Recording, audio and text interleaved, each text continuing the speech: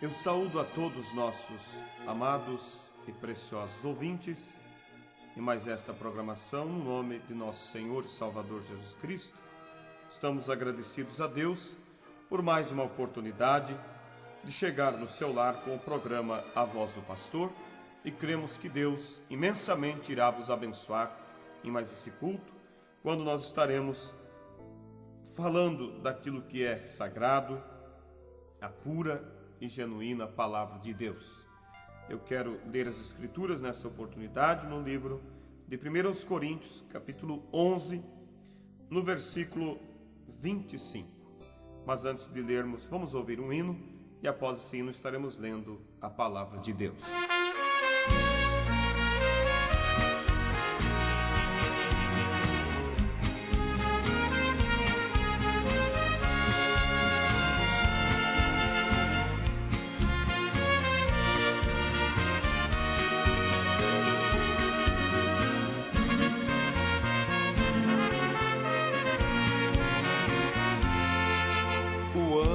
Passou no Egito em plena meia-noite, algo aconteceu, onde não havia sangue, o filho mais velho na casa morreu. O sangue no umbral da porta era sinal de vida para os filhos de Deus, e nela o anjo não entrava, e por certo olhava e dava glória a Deus. E hoje o sangue de Cristo é a proteção que nos garante a vida. Por ele o crente é guardado, ele é o escudo que te dá guarida. Deixa esse sangue marcar teu viver. O mal vem e passa, nada vai te acontecer. Deixa esse sangue marcar teu viver. O mal vem e passa, nada vai te acontecer.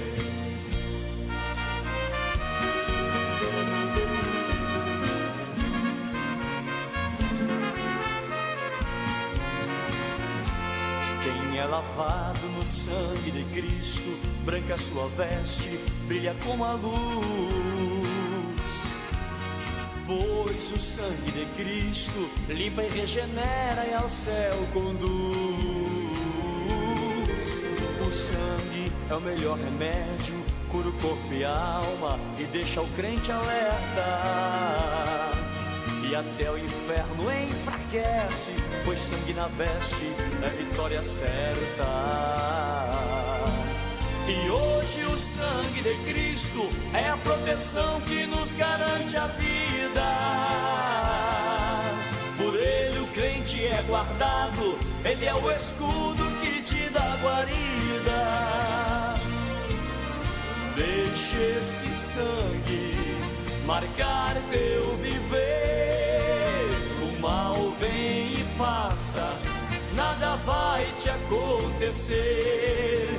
Deixa esse sangue marcar teu viver. O mal vem e passa, nada vai te acontecer. Deixa esse sangue marcar teu viver. O mal vem e passa, nada vai te acontecer.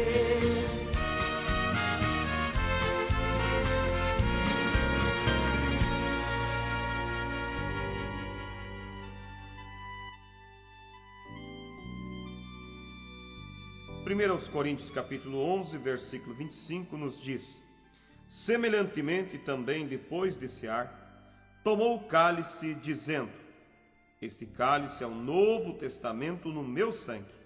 Fazei isto todas as vezes que beberdes em memória de mim. Que a graça de Deus seja acrescentada à palavra que foi lida nessa oportunidade. Eu gostaria de dar um título à nossa mensagem, e o título seria em memória. Em memória. Nós vemos aqui, ouvintes, que Jesus, antes dele subir, quando ele deu a última ceia, ele tomou o cálice e disse: este cálice é o novo testamento no meu sangue. Fazei isso todas as vezes que beberdes, em memória de mim. Ouvintes, quando Jesus disse, este cálice é o novo testamento, o que é um testamento? Primeiramente gostaria de falar. Um testamento é vamos dizer, um pacto, é um documento.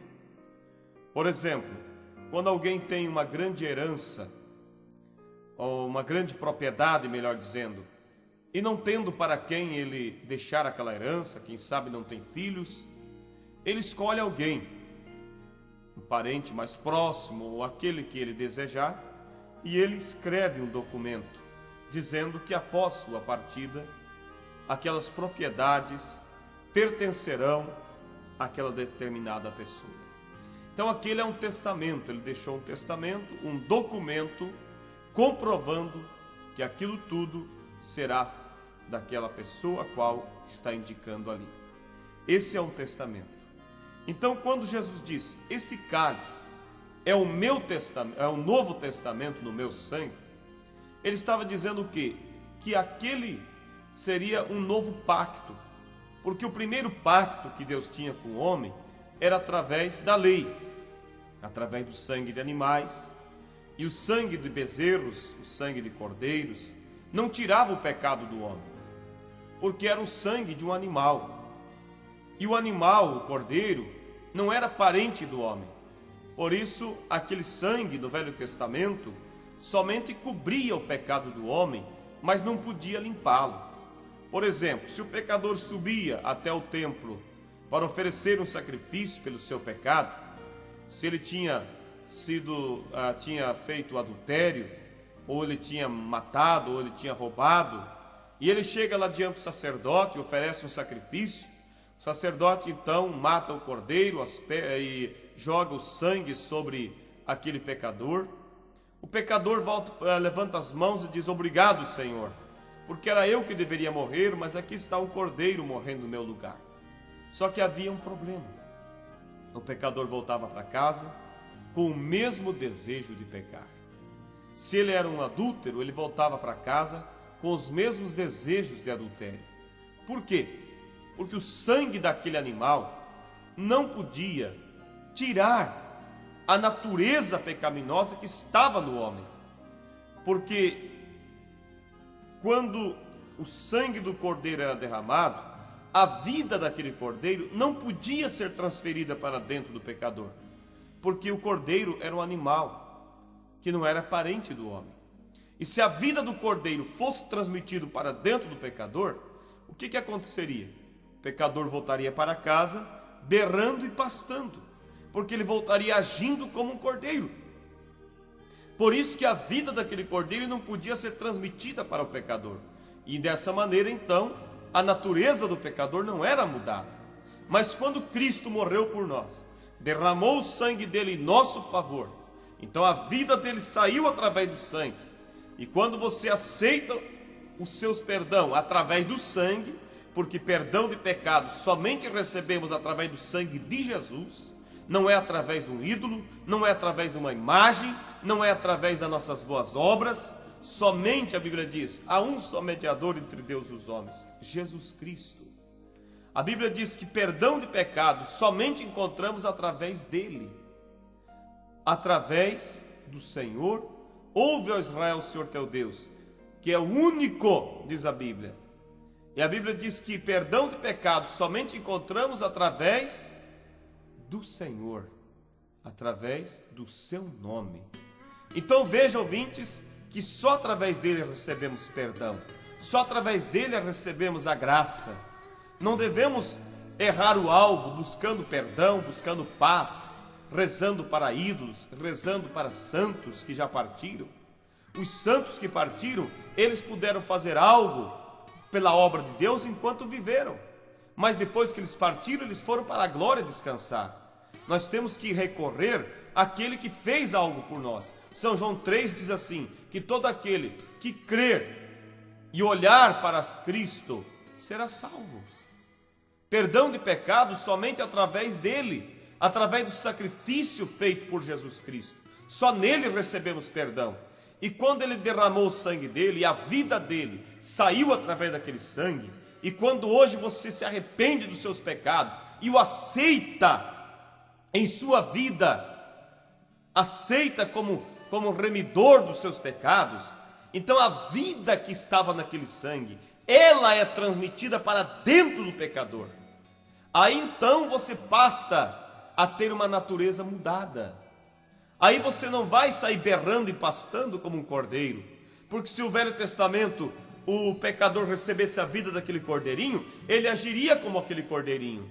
Mas hoje você recebe a vida de Cristo. Quando você recebe o sangue dele em sua vida, e a vida que estava naquele sangue, ela é transmitida para dentro de você. Aí você sai agindo como Cristo, você sai falando como Cristo, você sai pensando como Cristo. Por quê? Porque agora a vida dele veio para dentro de você, e aquela natureza que você tinha pecaminosa é mudada, porque agora você não tem mais uma natureza humana, você tem a natureza de Cristo em você. Você não vive por aquela primeira natureza que você herdou no primeiro nascimento. Você vive agora através de uma natureza que você herdou através do novo nascimento em Cristo Jesus. Então esse é o Novo Testamento. Jesus disse: o Novo Testamento, no meu sangue, um novo pacto que ele fez com nós, através do sangue. Quando você aceita esse sangue, você é remido dos seus pecados, e você agora passa a ser santo, passa a viver pela natureza de Cristo. E quando Deus olha dos céus para a terra, ele não vê você, ele vê Cristo em você, porque o pacto dele agora, através do sangue, é confirmado em sua vida. Então veja, ouvintes, que aí é onde nós encontramos a nossa perfeição, é aí onde nós encontramos o perdão dos nossos pecados, é aí onde nós encontramos uma natureza mudada, nossos sentimentos são mudados, nossos desejos são mudados, quando nós verdadeiramente vamos por fé ao Calvário e aceitamos o sacrifício de Cristo por nós, e a vida que estava naquele sangue que foi derramado ali no Calvário, aquela vida vem sobre nós e faz de nós novas criaturas. Por isso a Bíblia diz: não há condenação para aqueles que estão em Cristo Jesus. No Velho Testamento havia um pacto através do sangue de animais, através da lei, mas aquele pacto não aperfeiçoava o homem. Mas a Bíblia diz que agora, por uma só oblação, por um só sacrifício, somos aperfeiçoados. Por quê? Porque recebemos o sacrifício de Cristo perfeito. Ele é perfeito, e através da perfeição dele, nós nos tornamos perfeitos. E a Bíblia diz aqui que toda vez que tomarmos da ceia, devemos tomar em memória, em lembrança do que ele fez por nós. Veja vocês, ouvintes, que no livro de Êxodo capítulo 12, você vai encontrar a primeira Páscoa que foi constituída. Quando Israel estava vivendo em cativeiro ali no Egito, Deus os libertou, Deus os tirou do Egito, mas antes Deus constituiu uma Páscoa, que eles sacrificassem a Páscoa.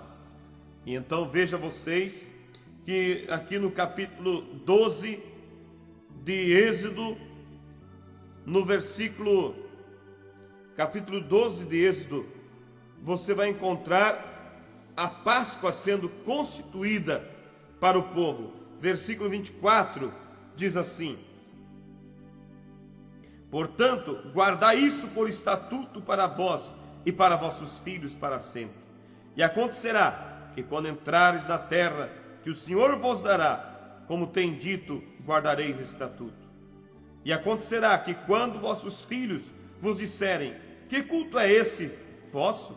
Então direis: este é o sacrifício da Páscoa ao Senhor, que passou as casas dos filhos de Israel no Egito, quando feriu ao Egito e livrou as nossas casas. Então o povo inclinou-se e adorou.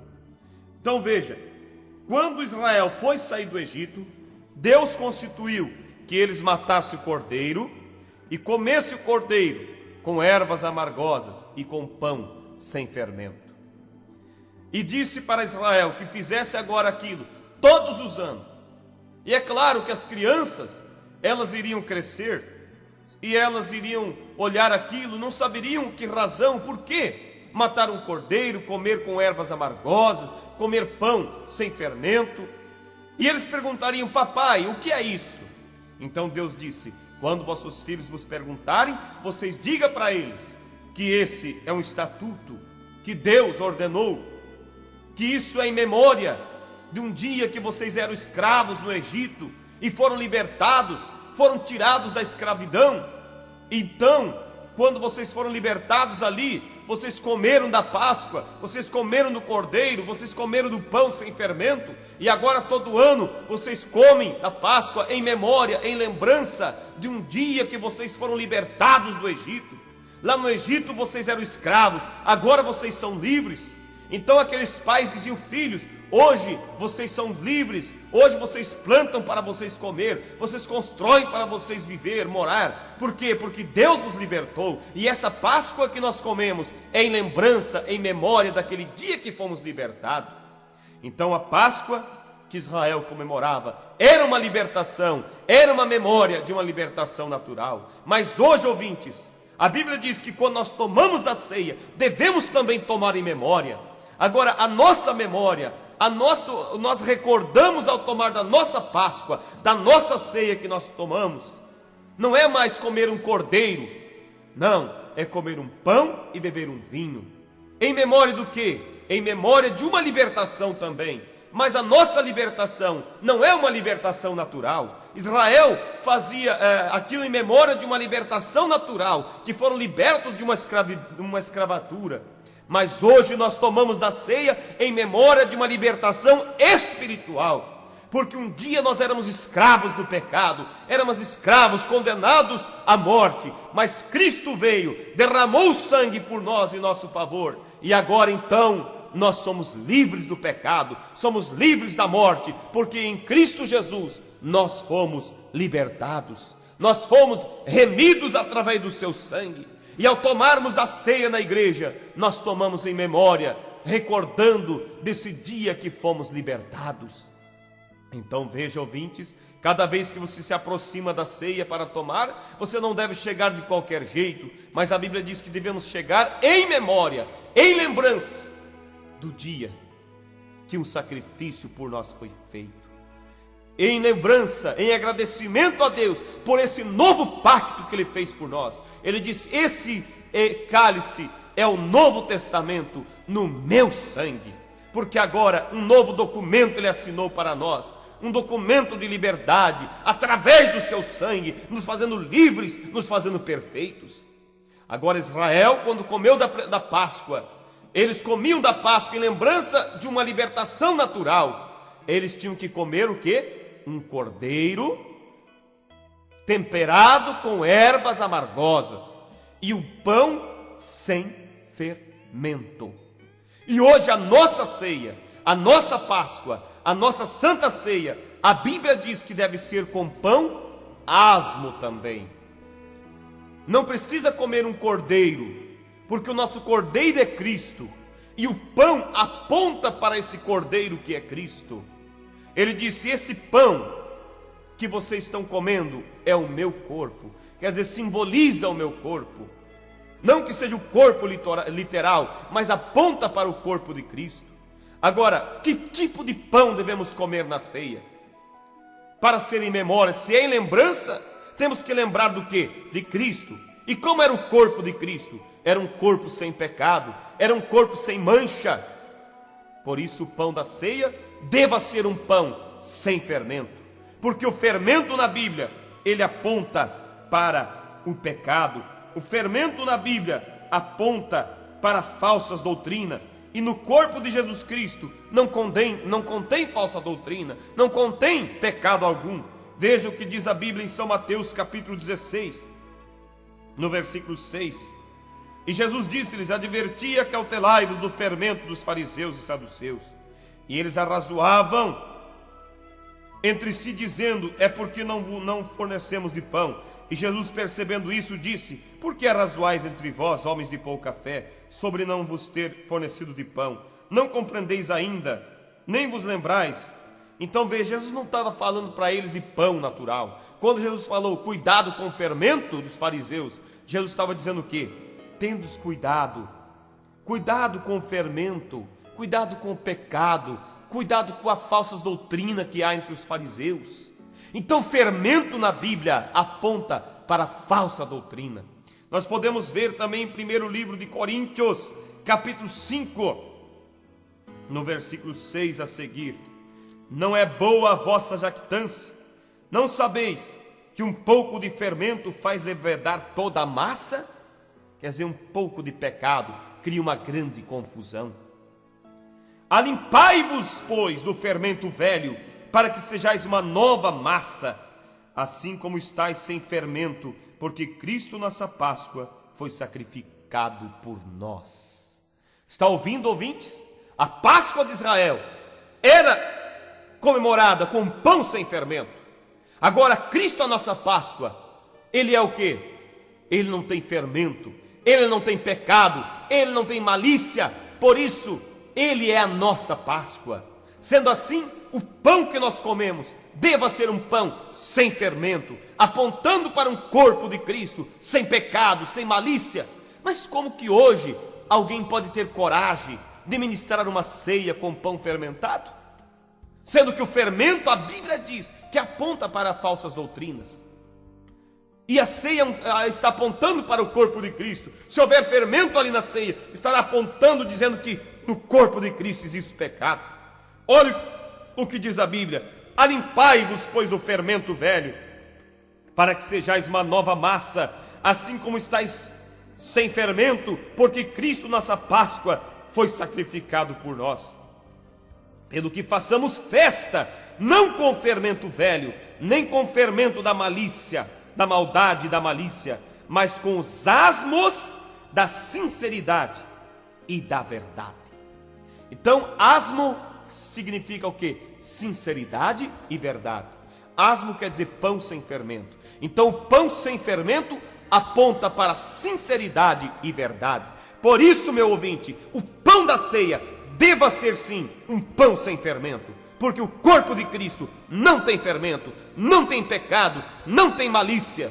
Se você toma de uma ceia com pão fermentado, lembre, você está tomando uma abominação diante de Deus. Você está dizendo que o corpo dele contém pecado, que o corpo dele é cheio de malícia. Veja, a Páscoa Israel era feita com pão sem fermento, e Cristo, a nossa Páscoa, a Bíblia diz, foi sacrificado por nós, sem fermento, sem malícia, sem pecado. Então veja, a Páscoa de Israel estava apontando para uma libertação natural, a libertação deles do Egito, mas a nossa Páscoa, a nossa ceia, aponta para uma libertação espiritual, quando fomos libertos do pecado, através desse novo pacto no sangue de Jesus Cristo, desse novo pacto que foi feito através do sangue dele, o Novo Testamento no sangue de nosso Senhor e Salvador Jesus Cristo. Veja, ouvintes, amados e preciosos ouvintes, a Bíblia diz que Jesus, quando ele comeu da primeira Páscoa, ou melhor, quando ele comeu da última Páscoa, ali em Marcos capítulo 14, versículo 1 e 2, quando Jesus, ele deu a última Páscoa, ele deu a ceia, a última ceia que ele ministrou aos seus discípulos. Vamos ver como que ele fez a ceia.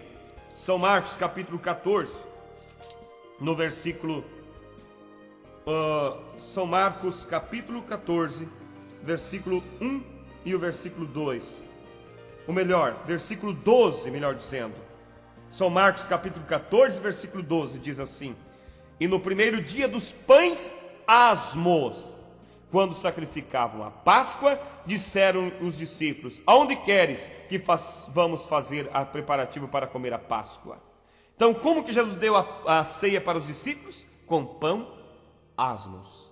Por isso, meus ouvintes, é necessário que essas verdades sejam mostradas para o povo de Deus, porque Deus vem buscar um povo especial, zeloso de boas obras. E você, eu creio que você não gostaria de estar cometendo uma abominação diante de Deus. No livro de Levítico, capítulo 2, versículo 11, a Bíblia diz: nenhuma oferta que oferecerdes ao Senhor se fará com fermento. Por isso, ouvintes, você diz: então por que as igrejas hoje, na maioria, dão a ceia com pão fermentado ou com uma cuca fermentada? Por quê? Porque o diabo tem infiltrado o seu engano, porque a maior derrota de Satanás foi o sacrifício de Cristo na cruz. E o diabo procura dia após dia trazer desaprovação para o sacrifício, trazer simplesmente manchas sobre essa coisa tão sagrada que é a morte de nosso Senhor Jesus Cristo. E quando a Bíblia diz que devemos tomar da ceia em memória da morte dele, e o diabo então joga uma ceia errada, apontando que coisas abomináveis, como um pão fermentado, fermento simbolizando malícia, simbolizando pecado, simbolizando falsa doutrina. Mas, ouvintes, eu te convido nessa oportunidade, traga à tua memória o verdadeiro sacrifício de Cristo, o verdadeiro preço que Ele pagou por você, a verdadeira razão pelo ter morrido por ti. E quando fores tomar da ceia, faça isso em memória, faça isso com verdadeiro e profundo sentimento, mas tome da ceia correta, tome da ceia com vinho puro, tome da ceia com pão asmo, pão sem fermento. E depois que tomardes a ceia, pratique o lava-pés como Jesus praticou, conforme está em São João, capítulo 13. Esses são ensinamentos da Bíblia. Eu não estou dizendo isso para dizer que sou melhor, eu não estou dizendo isso para criticar de quem faz diferente do que eu estou dizendo, mas estou dizendo isso para te despertar para a verdade de Deus, para que você saia do engano, para que você possa realmente fazer isso em memória daquele sacrifício tão puro que um dia foi feito por nós. Lembre-se, Jesus, a nossa Páscoa, foi sacrificado por nós, Ele, um corpo puro. Assim como o pão da Páscoa era um pão sem fermento, assim o corpo de Cristo, a nossa Páscoa, era um corpo sem fermento, era um corpo sem pecado, era um corpo sem malícia, era um corpo puro e genuíno, o qual está representado no pão asmo, pão sem fermento, que é símbolo de sinceridade e verdade, diz a Bíblia de Deus. Que Deus vos abençoe, que você possa tomar essa palavra agora e guardar em seu coração, e assim viver por ela e escapar do engano que o diabo tem jogado para enganar as pessoas, para fazer as pessoas cometerem abominações diante de Deus. Que Deus vos ajude, meu querido ouvinte. Deus tem enviado uma mensagem para nos arrebanhar para dentro da verdade, porque Ele vem buscar um povo especial, zeloso e de boas obras, um povo que vive a palavra de Deus, um povo que ama a palavra de Deus, um povo que está revelado nas Escrituras. Que Deus vos abençoe. Em nome de Jesus Cristo é a minha oração.